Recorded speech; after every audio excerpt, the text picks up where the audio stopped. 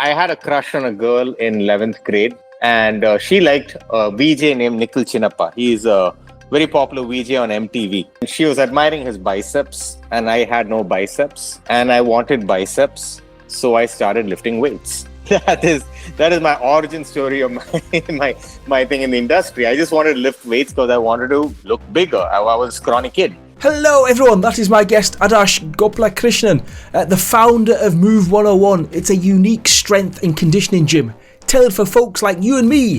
In this episode, he talks about how he got this off the ground by being at the right place at the right time. He talks about being a word of mouth success. And we also do a deep dive into the importance of protein and dealing with social media pressure to look jacked. Talks about tips to improve your fitness, trading myths and setting realistic goals. Talks about the problem with corporate wellness programs and how to navigate those diet fads and fitness trends. And we also talk about the Indian fitness market today. And finally, we talk about how to handle those family gatherings where well-meaning aunties offer Pepsi and Jollibee when you're trying to stay on track. And much, much more. So please enjoy the show. Thank you. Hello, Adarsh. Thank you for coming on the show today.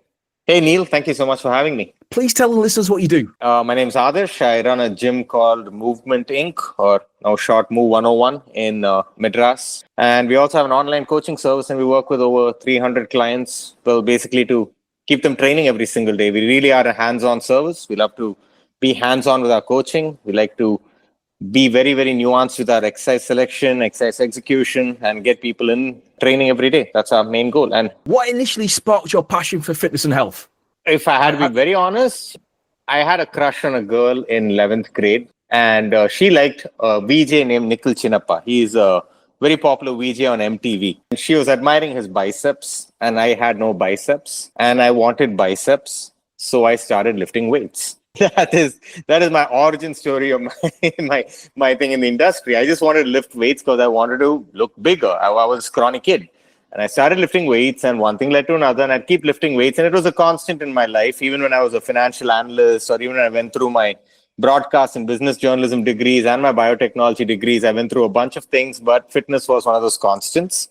And I'd been in the workforce for about 3 years as a mining and metals research analyst. Basically, I was writing about mining and metal companies in the listed space of all things for a leading newspaper in South India called the Hindu Business Line.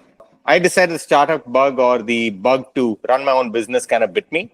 It was either going to be writing or it was going to be fitness, because those were the only two constants in my life. I ran into a company called The Quad. It's a local fitness startup. They were looking for folk. I joined them, basically. I made the decision to jump into that startup, and I spent 2 years with them before I moved on to start my own company, which is called Movement Inc., Move101. So here I am 10 years later, running my own gym, and awesome stuff. 10 years. Congratulations on that. Thoughts of your friends and family when you decided to quit? Well, mom and dad were always on board with me being a slightly unconventional kid. I dropped out of school in 10th grade. I opened school myself in 11th and 12th grade.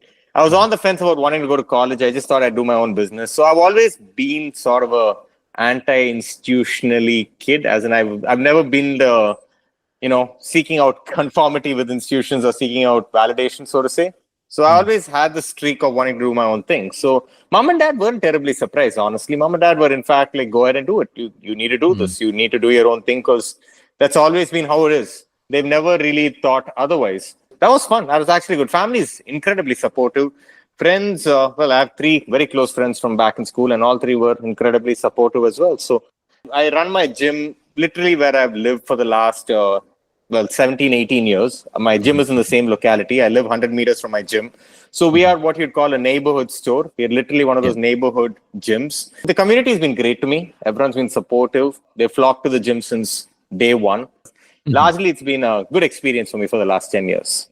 And I think there's such a thing as right place and right time to be in a business. We caught the CrossFit wave. Basically, when the CrossFit wave hit the world in about 2008, 9, 10, started all the alternative format of the big box gyms, as people think of it, the gold gyms and the 24/7 and the Snap Fitness. The CrossFit created this vacuum or a demand for this alternate kind of a gym, which was more coaching centric, which was more community centric, which was more owner centric, which wasn't about just bodybuilding, which wasn't just walk in, get a membership for a year and do what you want. It was more about, hey, let's make this hour count. Let's have some fun with training. Let's let's do something beyond just the usual bodybuilding. So I was very lucky, have caught that wave in 2012 when I joined the quad, and we rode on back of that wave. And when I started my space as well, I think the sales were really, the wins were in our favor of our sales, so to say. I caught that wave really well. And I happen to be in an industrial town called Madras, which has lots of welders, lots of lathe workers. You know, it's a bustling city. You know how the Indian economic story is right now. We're growing and everything is kind of flying. So I happen to be in the right place at the right time. And generally people have been good to me. We've gotten screwed a couple of times. I wouldn't lie to you. We have gotten, I got conned out of, like we'd buy batches of stainless steel. And I remember getting conned out. Someone gave me a batch of 202 steel instead of 304 steel and charged me 30% more for it. But again, I didn't lose enough to go out of business. So thank God for that. But outside of that, it's been a good story, actually. It's been a very good 10 years. Awesome stuff. Go back to the start then. How did you get customers? We're still entirely word of mouth, Jim. I mean, the LinkedIn game we play right now, the game of writing for LinkedIn, which I've been doing for the last, I think, year and a half or so. That's been one of those things which has made us more popular. But our bread and butter for our marketing is still word of mouth. People come, people enjoy the service, people benefit from the service. You know, clients look like they're training, clients enjoy the training, clients keep training. And that's important because in an industry where the retention is so poor, where it's less than a third in many cases, we retain at least 80-85% of our customers, and they're happy and they keep training with us. And I think that is the greatest marketing I can do. I mean, really, there's nothing better than a happy customer, right? We've never really spent on Google ads or Facebook ads, or we've never really done. I did stick a poster up in 2014. I put up a poster of my gym in the neighborhood shop. That's the extent of our marketing, if I had to call it that. Outside of that, it's just been a God-honest service. We're on time. We've never shut classes. Even when we had floods in Madras, we'd keep our sessions going in some shape or form. We show up when we say sessions at 6 a.m. We are there at 6 a.m. every single time. We're never late. And we always do what we say we're going to do. That's essentially it. Who's your clientele then? We've got our youngest client is about 9 years old. People who've never been to the gym? Absolutely. 100%. We have 9-year-old. We have clients who are 9 years old, 9 years young.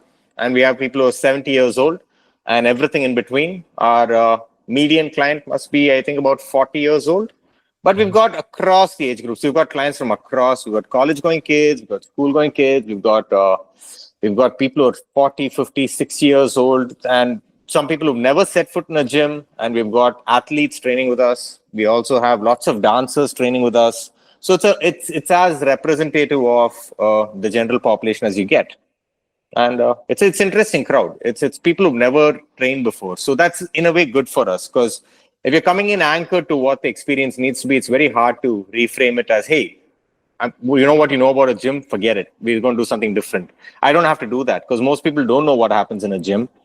So when they come in, we get to define this experience for them of what gets done in a gym, which is very interesting for us, because when you anchor to something, it's harder to reframe the experience. Whereas for us, it's like, hey, this is what's going to happen in this hour. We're going to pick the 10 most useful exercises that you need to be doing, and we're going to make you do 10 of those exercises really well with great execution and in sufficient volume. So we just focus on execution. In terms of I think you're doing Meal Mapper as well. You noticed that? Yep, that's right. Which is like I assume like a meal planning type business. So what we did we have a now defunct software. We designed this bit of software in 2015. I think we were too early to the game. We designed an app which basically gave you a calorie estimate of what you need to be eating and the foods that map out to what the calorie estimate is. So that was Meal Mapper. Meal Maps essentially tell you what you need to eat and how many calories is it, and it would give you a plan and you could eat per the plan. And that was going to evolve into different things. But I don't think I was cut out to run software because I don't know how to make software. And that was an important learning very early in the game. I realized I don't know how to build software. I don't know how to build apps. I just know how to give out meal recommendations. So we quickly aborted that. But the Meal Mapper brand was cute. So it stuck around. People identify the brand. And we're now foraying into things like whey protein isolates, whey protein concentrates. We're importing whey protein because there's a serious vacuum in the Indian market where there's not enough protein. People aren't eating enough protein, and we see a little gap there where there is room for quality protein sources. So we try and source quality protein from the US, from Poland, from UK, from Ireland, and we sell it locally too. But we've not branded that in any major way yet. We've not yet started marketing that in a major way, but that's something which Meal Mapper might become soon. Will you sell that online then? No, we don't sell online. Right now, it's entirely word. Right now, it's entirely in person because we sell out. Essentially, every time we procure about 120 kilos of whey protein, it sells out within 2 days locally. We don't have the chance to put it up online because that's how much of a vacuum exists in India, right? Because I don't know if you've been following the Indian market, but there's been a lot of issues with whey protein isolates where people essentially whey protein is a very expensive commodity in India. Yeah. And when they source it, they've been mixing it up in Indian factories or whatever, for whatever reason, the quality has been iffy from many brands. Right. So we've essentially found a vacuum where we just buy literally whey protein isolate, have it repacked in a hygienic facility, and it flies off the shelf simply because we don't touch it. It's just whey protein from the factory to your drink, and we don't touch it. And there's a lot of demand for things like that in India. You can literally take that whey protein, don't flavor it, no chocolate, no banana, no cake batter, no fancy flavors, no sweeteners, nothing. Just literally put it in a bag and sell it and people buy it. Because that's the degree of trust deficit which exists right here, right now. People just want plain product, which is just not, well, being tainted or touched with by any company. Explain to our listeners why we need protein. So, well, essentially, your body has a need. Your body needs, there are two essential things your body needs, amino acids and fatty acids. Those are the only two crucial things your body can't make for itself. And your body is constantly, well, you're made out of cells, and cells are constantly dying in your body, and cells are constantly being made in your body. So when cells die off and cells are being made, net, you need some stuff to replace the cells that are dying. And, well, you can't just recycle it entirely because your body does get rid of a lot of the old things. So you need to keep giving your body the proper nourishment so new cells can be made and you can remain healthy. Your hair, your skin, your nails, your bones, your organs, your muscles, your bones, everything needs to be regenerated constantly. So this is where good protein kicks in. You need protein to essentially get amino acids, which are used to make hair, skin, nail, bone, muscles, tendons, ligaments. Everything needs protein to be made in your body. So you have a base need of protein, which according to the best of science suggests it's somewhere between 1.2 to 1.6 kilograms per kilogram of body weight. So a 70 kilogram adult needs somewhere between 80 to 100 grams of protein according to the science. A little more sometimes helps if you're eating only plant-based foods, but that's around the number you need to be eating because your body is constantly replenishing and renewing itself, and it needs protein to get the job done. In terms of like normal foods, then what's like the best food to have in terms of getting your protein? Okay, in the Indian context and the British context? Yeah, in the Indian context. In the Indian context right now, Indians are ideally it would be animal products for a start. On the top of the hierarchy, if animal products are within your say ethical and moral wheelhouse, animal products such as say eggs, dairy, would be the top of the food chain for most Indians. After eggs and dairy, there would be the lentils, legumes, and soy, for example. And there would also be, that's essentially in the wheelhouse of it.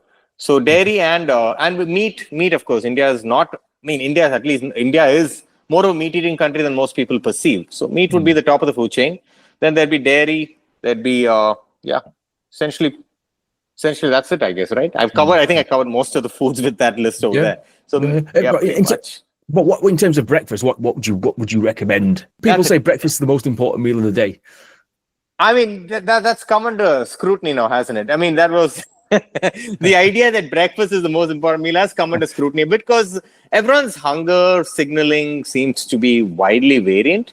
It does seem to, basically people should eat when they feel hungry and when they feel ready to eat. It helps to do that. I don't think there is one most important meal. What matters more is what do you eat in a 24-hour cycle of eating. Let's think of it that way. What do you need to eat within 24 hours? I really don't think there's such a thing as an ideal breakfast, lunch, or ideal dinner. I do think there are foods that you need to eat in a 24-hour cycle. Like say, let's just take 3 eggs, which most human beings should be eating in a day. If again, within your moral and ethical wheelhouse, if you're eating 3 eggs, it could be an egg burji for dinner, or it could be 3 fried eggs for breakfast, or it could be a 3 egg omelette with your lunch along with some veggies and a roti. It can be whatever you need to be. So I think I don't think we should get attached to this idea that, there is the perfect breakfast. I'm going to eat the perfect breakfast. This is the only I'll eat for breakfast. I think a certain degree of flexibility helps the cause of sustainability. See, if you're going to include, say, for example, it's hard enough to get people to include lean source of dairy compared to the fatty dairy which we eat. So normally Indians love eating full cream yogurt or say even slightly skimmed yogurt, but we don't eat fat-free yogurt. So trying to get Indians to eat fat-free yogurt is quite a challenge. So right now, giving people the flexibility that, hey, you can have this for breakfast with some fruit, or you can mix it with traditional yogurt and have it for lunch, or you could have it with your paratha for dinner. That degree of flexibility kind of improves the odds that people are going to sustain it, because they'll find a way to consume it. So rather than imposing that, hey, you're going to have these eggs for breakfast or not, is not the way I like to do it. I like to say, hey, there are 2-3 eggs you need to eat in a day. When do you want to eat it? How do you like to eat it? Do you want to eat that scrambled egg, or do you want to have eggs with something else for dinner?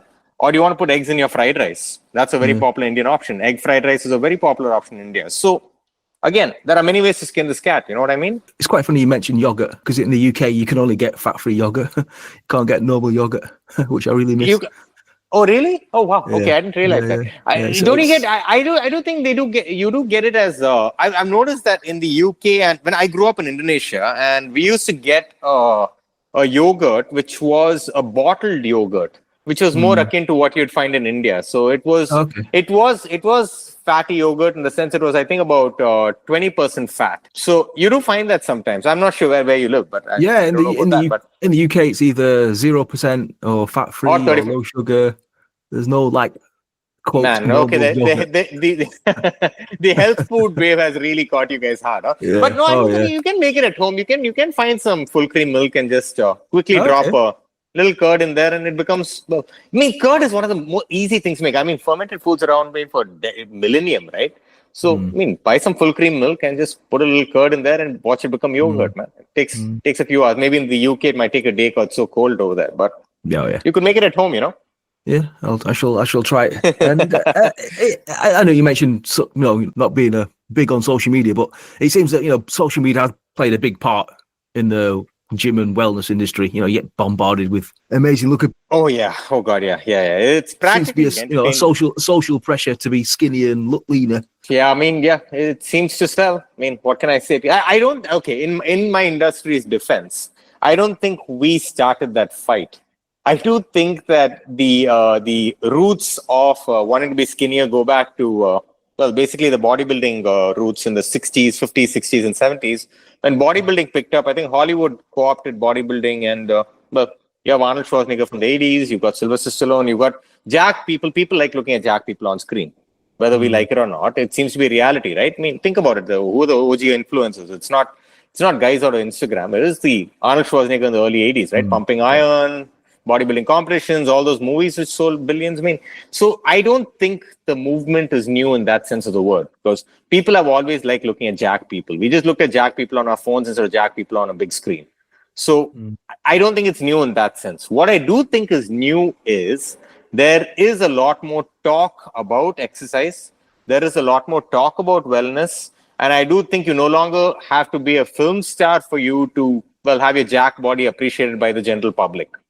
Earlier, back in the day, for there to be an appreciation for the human curve, so to say, or a jacked person, you'd have to be on the big screen, right? It would be like an actor getting jacked for a role, like Hugh Jackman, 2004, when he got jacked for X-Men or whatever. It would become a big deal. There'd be these press tours where they talk about how they got jacked, what they ate, what they blah, blah, blah. But I think what social media did was it just blew open the market, and any jacked person can get a lot of attention, a lot of scrutiny, and a lot of money for essentially talking about how they got jacked. So I don't think it's new in that sense of the word. I just think it's a new forum.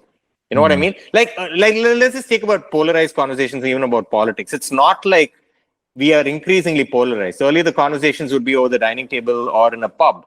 Now they're on social media, so they just tend to blow up a little bit more. So I think it gets more attention. But all these are trends that always existed. I just think it gets more attention, more eyeballs, and there's a bigger market for it now. That's essentially it. Just going back to strength training, then, what's like the biggest mistake that you see?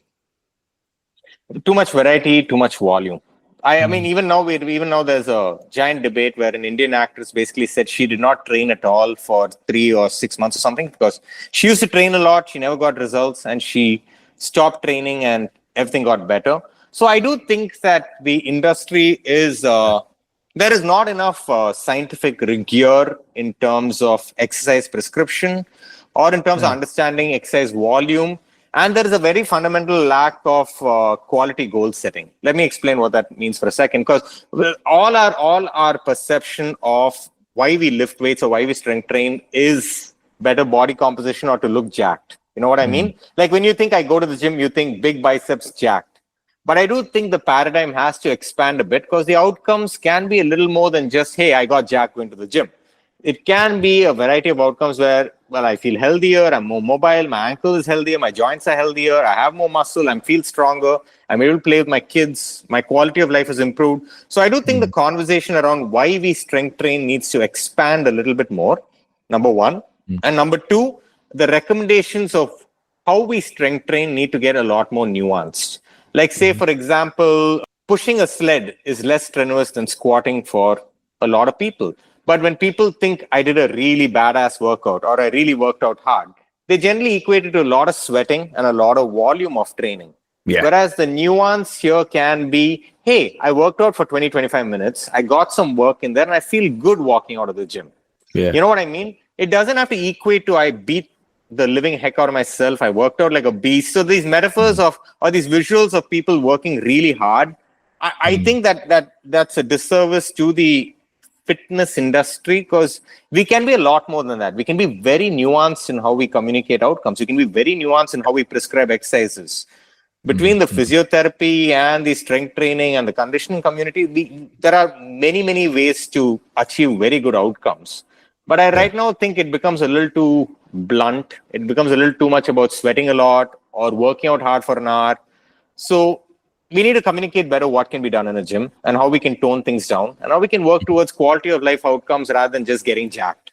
Getting jacked may be one of the things you pursue, but this is primarily about improving quality of life. Can you feel better in your office? Can you feel better at work? Can you feel better with your family? Can you be prepped for that long hike over the weekends? So I think training outcomes need to be more varied, essentially. People need to communicate this better. What's your favorite exercise to do then? Oh, no way. Oh, wow. What is my favorite? Okay, right. I think it changes. It's like the flavor of the season for me. I think every 6 months it might change. So right now, I love single leg squats. I'm really obsessed with single leg squatting. Pistol squats, skater squats, cook squats, split squats. I love single leg squatting. But 6 months ago, if you ask me, I would say it would be the glute ham raises. And 6 months before that, I remember loving dips a lot, doing dips. And 6 months before that, pull-ups. So I think they're all like, it's like picking your favorite baby, right? You don't know how to pick your favorite child. You have 10 children, you love all of them equally. So I think exercise is kind of like that. I love a lot of exercises and I'd love to do all of them if possible. And we do all of them. We do, because you do have 4 training hours a week, right? You can train for 3 to 4 hours a week. You can squeeze in all your favorites in there. It's not like you have to pick your favorite child. How do you get abs? This is the number one thing I see when I go to the gym. Everyone's trying to get that perfect ab, the 6-pack. Come on, tell me the secret of the 6-pack. I personally don't have a 6-pack. I'm going to come out and be honest about it. I don't have a 6-pack. I do have flat abs. I do have a mild 4-pack. I do not have a 6-pack. A 6-pack is primary. Yeah, that's my point. That's perfectly fine, because I don't like to equate fitness with aesthetic outcomes. But that said, the 6-pack is a function of carrying very low body fat and being very strong. When you have a strong midsection, when your abdominal muscles are really strong and you're carrying very little body fat, like when you see a person with a very impressive looking bicep, you know that bicep can do a lot of work. And you know that they're not carrying much fat around the arm, so you can see that bicep which is capable of a lot of work. So strong midsection is a visible midsection. When you don't carry too much fat around the midsection, because the midsection is where people primarily, when you put on fat, most people tend to put it around the belly. So when you have a lot of fat around the belly, it hides those muscles. Yeah. So when you go on some kind of calorie restriction plan with a sufficient amount of protein, you strength train really hard, the fat comes off the midsection and your 6-pack is visible. It initially starts as a mildly flattened belly, then becomes a 4-pack, and then becomes a 6-pack. The reason it's so hard to do this is sustaining the kind of deficit or eating the way you have to for a 6-pack to become visible is a years long endeavor. It's not one of those 3-month things or 2-month things. You have to do it for years before, it's visible. And it's got to be a very active lifestyle. You're on point every single meal, or at least, say, if you eat 21 times in a week, at least 18 to 19 times you're on point with your meals. So it takes a lot of effort to get that six pack, but I mean, a lot of people get a lot of satisfaction out of the training outcome, you know. Interesting stuff. Just the world, not just India, but seems to be an obesity crisis.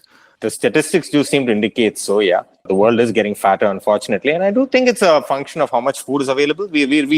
I mean, I know it feels like pretty bleak times sometimes when you read the news, but in the grand scheme of things, per capita, most of the developed world and even the developing world, people have more food than they've ever had per capita. I mean, there are exceptions to this, don't get me wrong, but Indians, most urban Indians, again, I have to be very careful with how I frame this because there are people in India who are still starving without enough food. Yeah. But a record number of Indians, at least 60 to 80 million Indians, have more food than they've ever had, right? And the developed world has access to more food than they've ever had. So there is more per capita calorie availability than ever before. So we're eating more than ever before. But we're also moving a lot less than we ought to be moving because your body is at some level a machine in the sense that if you do consume way more energy than it needs, your body is going to store it for a rainy day.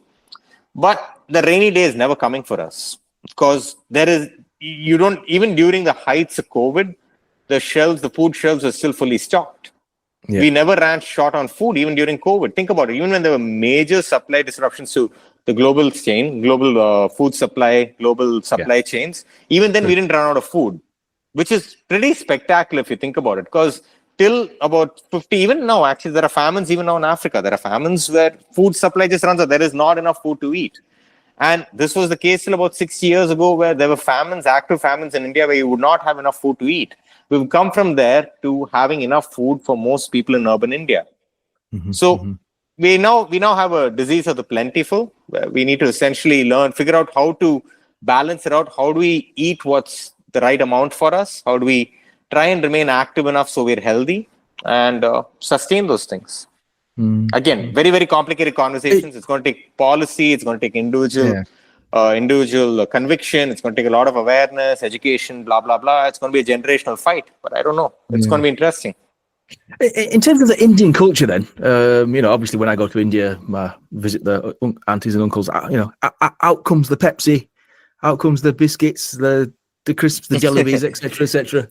If I don't eat that, they probably won't talk to me again. So it's a cultural thing, right? So the Indian sweets, Diwali sweets, etc., etc. Fortunately, I don't have a sweet tooth, so how do I get around that sort of controversy, as it were? Have you ever had that? If you do find out, you tell me, please, because I am very unpopular in my family for not indulging as much as they do. But no, I mean, it's a very. I think culturally, every culture has its vices. Like there's a pub culture in Britain, there's a festive food culture in India. So there are ways in which every culture tends to indulge, and I do think the plentiful thing right now. I mean, India is, again, like I said. I remember when I was a kid in the 90s, I don't think... let's take a bag of potato chips or even the snacks and savories we eat in India. I've been often curious. I want to ask an economist, inflation adjusted, have the prices of these actually gone down over time? Because I wouldn't be shocked if the murku or the tata, these snacks, these savory snacks you find in India, I think per capita adjusted, they've gotten way cheaper in the last 30 years. Over my lifetime, I think per capita adjusted, they're way cheaper than they ever were. And they're way more available because there are way more shops making it too. So all around, the availability is a whole lot more. And people are making per capita, India has gotten richer in the last 20 years. So I think it's inevitable that when something is more available and quite cheap and people are making more money, we are going to eat more because, that's been the cycle of it, right? South Korea, Japan, USA, any country as it's gotten more prosperous, we've eaten more. I don't think our protein consumption has kept up per capita. Even in the more affluent pockets of India, I don't think protein consumption has kept up. Because generally when a country gets richer, people tend to consume a little more protein. That's what's happening in China. That's what's happening in Japan. That's what's happening in South Korea. But that's not happening in India, at least anecdotally. I don't know if there's a study to show otherwise. But I don't think Indians are eating enough protein. Even when we get richer, we're not eating enough protein. But our calorie consumption has gone up. But our protein consumption hasn't kept up with our calorie consumption. And I think that's a problem. Because generally, more protein means taller kids, stronger kids, more muscle. You can literally, in 2-3 generations, I'm sure your kids will get taller, muscle mass, lean mass levels improve. So a lot of good things can come off it. So more education, more awareness, I guess, right? You mentioned COVID. How did that affect your business then? COVID was great for us. I'm one of the few people who love COVID. I think I hate to say that because I know it was a very bleak time for the world, but COVID was so good for us because COVID forced us to basically reinvent ourselves. We could not run our gym for, I think we were shut for close to 9 months. So when we were shut for 9 months, we figured we have to coach, and coach we should. So we started an online service, and the online service boomed essentially because we could tap into the Indian diaspora across the world, and we could also find our local client base. And we got an online coaching service up and running, which is still up and running and doing better than ever, honestly. So our online service is booming thanks to COVID. And even I think COVID, more importantly, forced us to pause, restock, kind of figure out where we're at. We got to read a lot more. We got to educate ourselves a little bit more. And when the gym started again, we found ourselves to be better coaches, because the thing about online coaching is you have to be very, very precise with your words. You have to be very good with your communication. Yeah. And I feel like COVID was a godsend that way, because it forced me to be so much better with my words. So I think I became a better communicator with COVID, and I appreciate constraints better, because when you have a client and they just have a resistance band and they're in their bedroom training, and you have to give them a good training hour, I think that constraint forces you to be very imaginative, and it forces you to really assess carefully what you can do with that hour and how to get a result for them, which is good. So I love COVID for that. I mean, it was a good time for my industry, I think. Talk about the business then. Obviously, next month, December, people just want to party. They may not go to the gym and then start again in January. You probably see a boom in January. Talk about those 2 months. Are they busy times for you? We buck that trend. We don't see that happen with our gym, because so that's the distinction between a coaching service and a box gym. See, with box gyms, right, people go in and use the gym. With our service, clients are coming for our coaching. So what happens in December essentially is people just keep showing up and training. So we don't see the traditional drop off in signups. I mean, we shut the gym for 4 or 5 days around New Year's time, because we just tell people, hey, let's just go have some fun and come back in. And we pick up business as usual in January, and we see a late Jan spike. We don't see the January spike. We see a spike later in January, because I don't know why. It's been like that for us, at least. I don't know how it is for the rest of the industry. But we see mid-Jan, first week of February is when more people walk into our gym and sign up. Essentially, we actually hold steady through December. We buck the trend that way. Because I think that might be the case with a lot of coaching-centric businesses, where essentially it's contingent on you working with a coach and you going for a coach's competence. I don't think you're just going to the gym. You're not running on your own free will. You are going there and you are getting that hour done. And a lot of people do show up and get their coaching in, even when it's December. It really doesn't move the needle for us. It's good times, actually.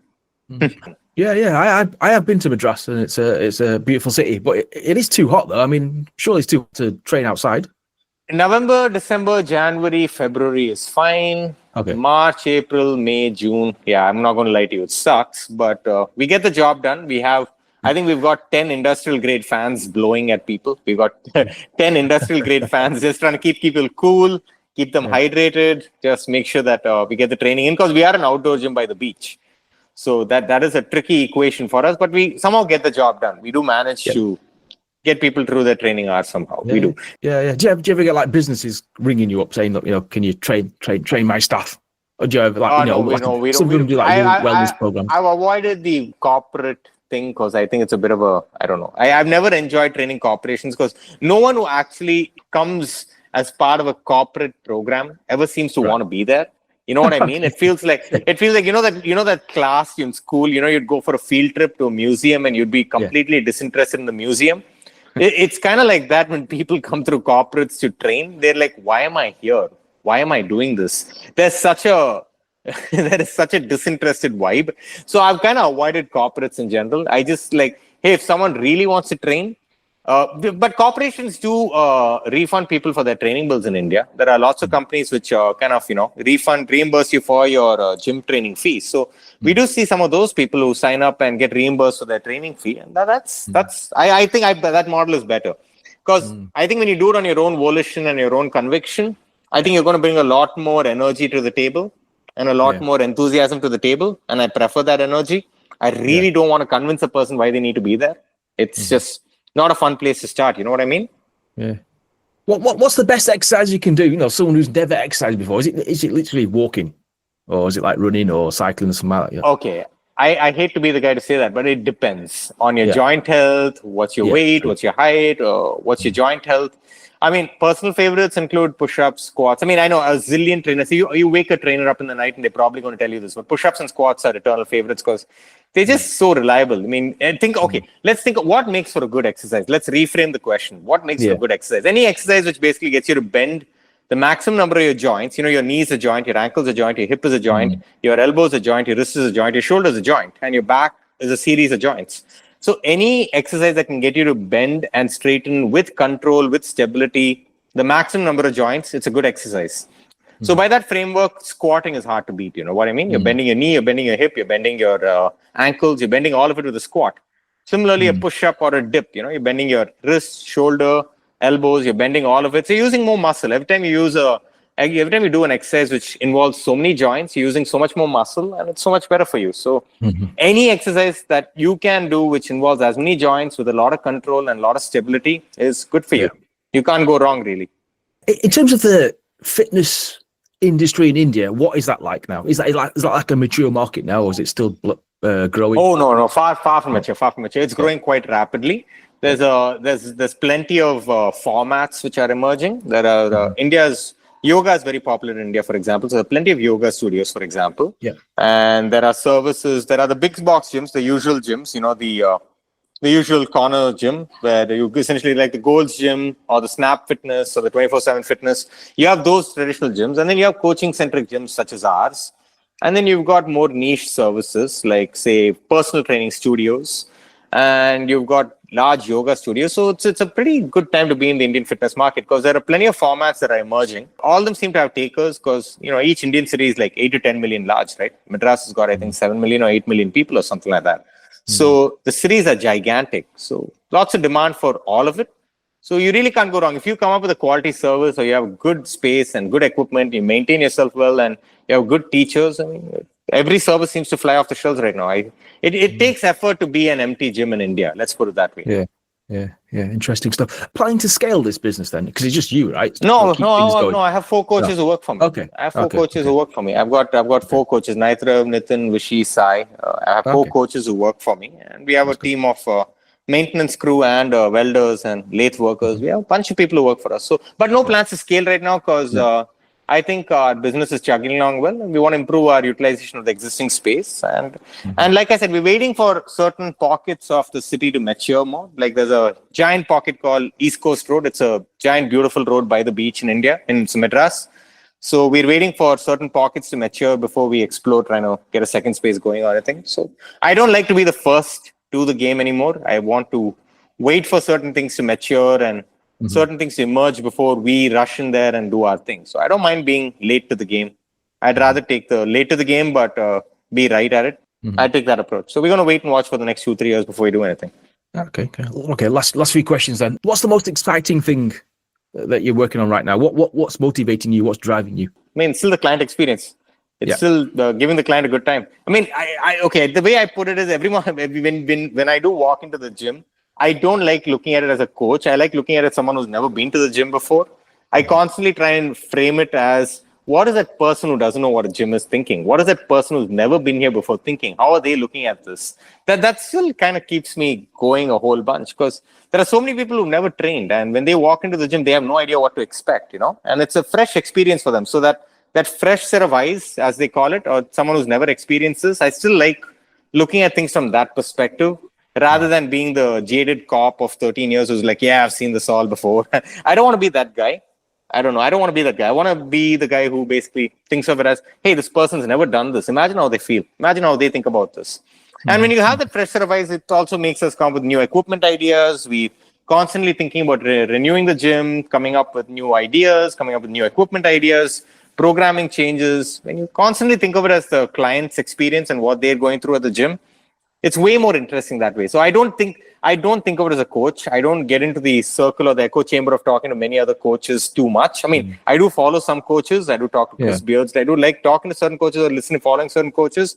But I don't want to get into that echo chamber of thinking of it as, how do I frame this experience as a coach? I rather think of it as, what is a person who's never done this before thinking?